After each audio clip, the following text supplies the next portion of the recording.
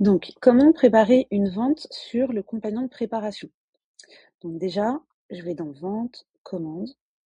Donc, je vais saisir une nouvelle commande. Donc, j'indique par exemple mon client 2, en date de livraison à demain. Donc, j'ai déjà une commande et je dois préparer des aubergines à 4 €. Je vais lui vendre 4 €. Je prépare 45 kilos d'aubergines et puis je vais préparer aussi du concombre à l'unité. Et j'ai 3 € et je dois lui préparer 54 unités.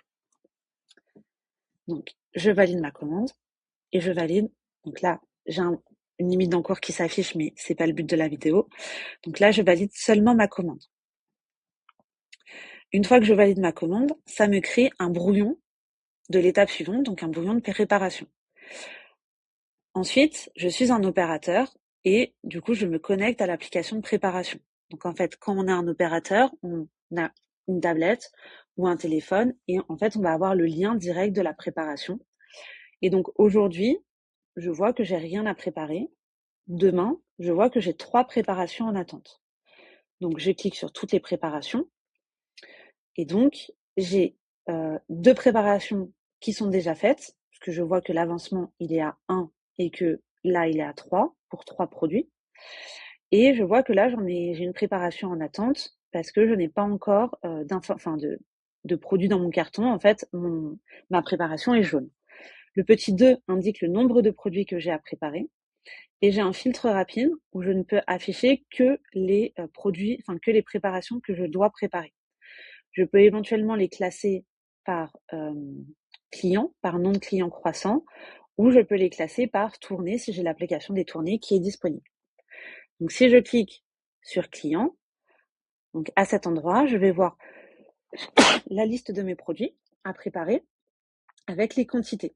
Quand je veux préparer un produit, je clique dessus et je viens taper. Donc, si je suis sur un téléphone ou sur une tablette, du coup, j'ai un clavier qui s'ouvre et je peux taper la quantité exacte que j'ai préparée. Donc, quand je prépare en kilos, je peux taper du coup la quantité exacte que j'ai pesée. Donc, si le client me demande 45 kilos, mais que du coup, quand je pose une aubergine supplémentaire, je suis à 45,2, je peux taper 45,2.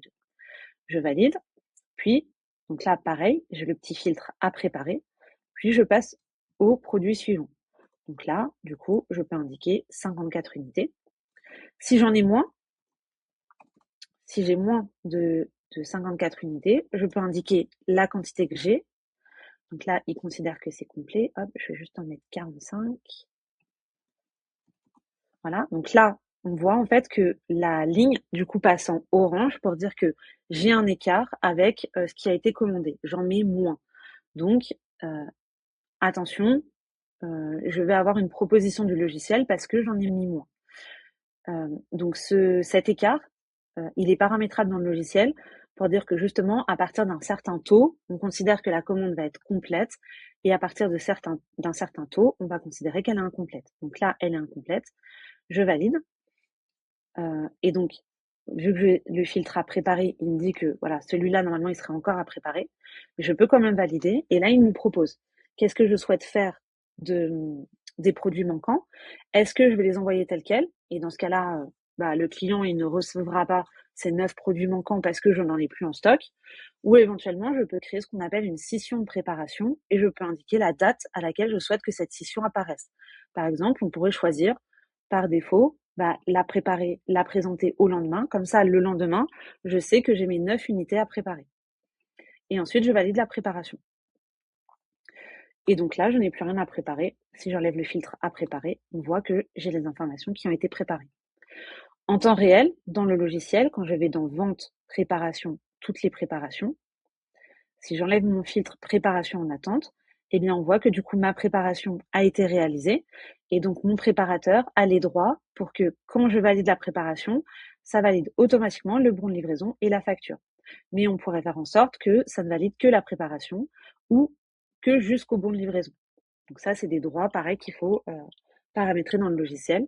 Et là, donc, j'ai ma scission de préparation qui est présente, qui est à préparer pour le 4 février et qui contient bien mes 9 unités de concombre.